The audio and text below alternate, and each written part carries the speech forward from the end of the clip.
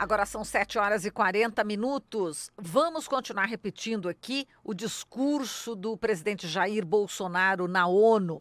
Agora a nossa entrevistada é a Elaine Silva, doutora em Direito Internacional pela USP, professora de Relações Internacionais da PUC de São Paulo. Olá, Elaine, bom dia.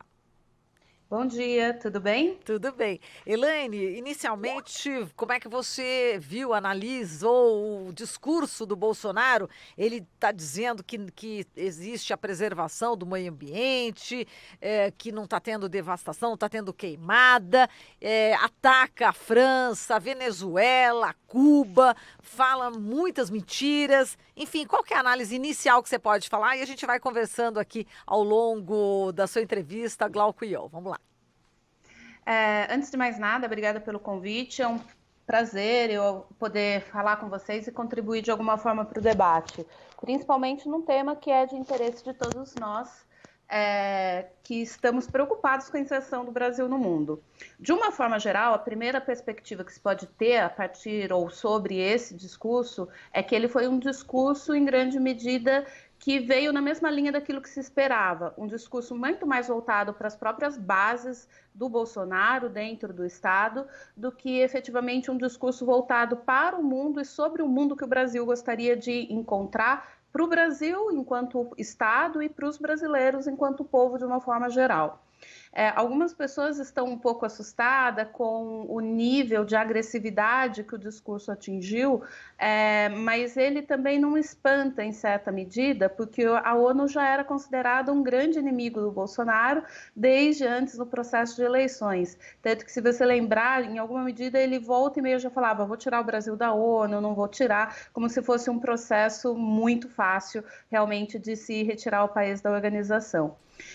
Em linha com o comportamento dele e com o comportamento dele desde que ele era um deputado baixo clero aqui no Brasil nessas 2 décadas, o discurso dele não é um discurso baseado em fatos, é um discurso em grande medida descolado da realidade, o que acabou gerando uma incredulidade muito grande da esfera pública de uma forma geral, não só no Brasil, mas também em outros estados.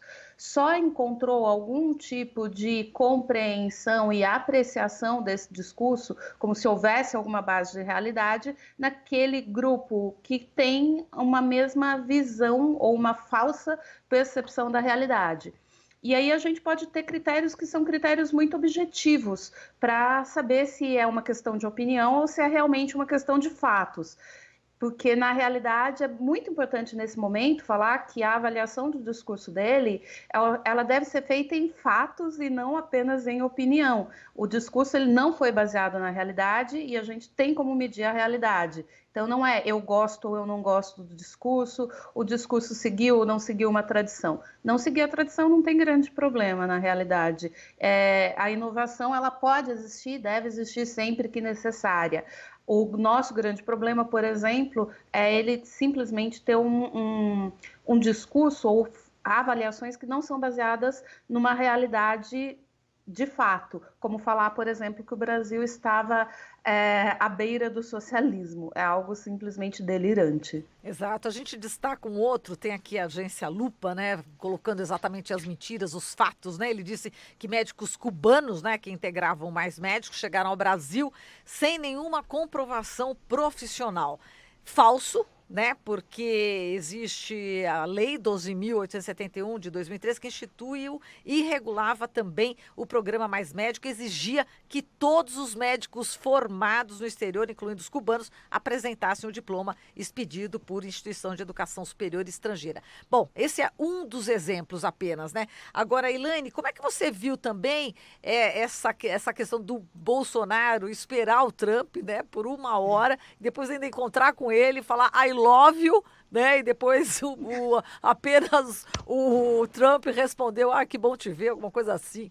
Como é que você vê, né, esse tipo de ação, de atitude, né, de Bolsonaro, essa subserviência? Então, antes de falar nisso especificamente, nesse tópico que você levantou com relação aos cubanos e ao mais médico, tem uma coisa para a gente entender o nível de delírio dele, né? Quando ele fala o governo cubano retinha 75% do salário dos médicos. Gente, o Bolsonaro descobriu o conceito de mais-valia. Olha só, imagina se a gente aplicasse isso para cada trabalhador, em cada empresa de contratação. Quem efetivamente recebe pelo menos 25% do que produz para aqueles que o contrata, né? Então, é uma coisa simplesmente sem noção, na realidade mesmo, baseada na realidade. E eu acho que isso pode se refletir, e isso se reflete efetivamente em outras medidas, incluindo a relação dele com o Trump.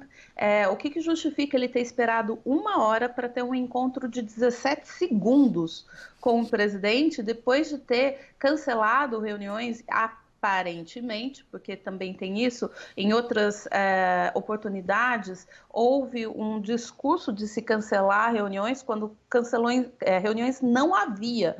E isso mostra que existia uma certa falta de articulação da equipe nos fóruns internacionais.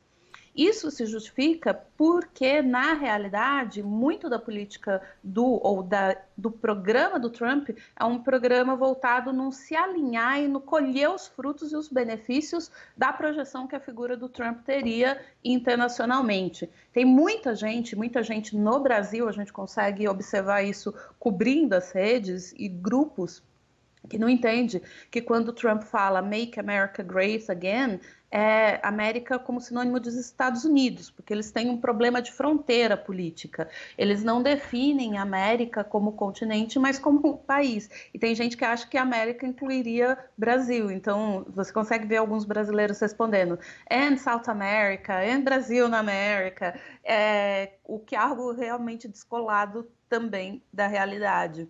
Exato. Realidade política e geográfica. Então, por que ele esperou 1 hora e falou 17 segundos, tendo aparentemente cancelado reuniões com os outros? Porque, como ele não tem um programa, ele, na realidade, tem alinhamentos para tentar usufruir os benefícios desse alinhamento, para ele tudo isso seria justificado. E é uma sujeição realmente, uma subordinação. Ele não chama isso de subordinação, de dependência, porque ele foca num outro tipo de ator, mas é subordinação e dependência. Só lembrando que a presidenta, né, da Câmara dos Estados Unidos anunciou a abertura aí de processo de impeachment contra Trump. Vamos lá, Glauco. Aliás, por falar em Trump, né? O Trump... Oi, Elaine, bom dia. O Trump discursou, né, na sequência do presidente Jair Bolsonaro. A gente sabe que eles têm ali alguns conceitos semelhantes. Inclusive, o Trump também falou de globalismo, chegou a falar que os Estados Unidos jamais serão socialistas, também mirando ali a eleição de 2020, sendo que 2 dos 3 principais oponentes do Partido Democrata defendem ali, né? Bernie Sanders defende o socialismo de fato, né, o socialismo democrático. Elizabeth Warren também segue na mesma linha. Mas falando especificamente da questão do presidente Jair Bolsonaro, do discurso dele que você falou, eivado de mentiras, de teorias conspiratórias também, ele falando só para o público dele, ele não desperdiça uma oportunidade de tentar estabelecer umas relações com outros países que não os Estados Unidos, principalmente, que é o principal aliado, pelo menos na cabeça dele, a recíproca a gente sabe que não é verdadeira, e também Israel. Não foi um desperdício de oportunidade esse discurso do Jair Bolsonaro? Isso eu acho que é um aspecto bem interessante. Cada político, cada representante usa esse foro ou esse espaço da maneira que acha adequada. Se você olhar o discurso do Trump, retomar o discurso do Trump hoje, ele também, em certa medida, foi voltado para a sua própria base.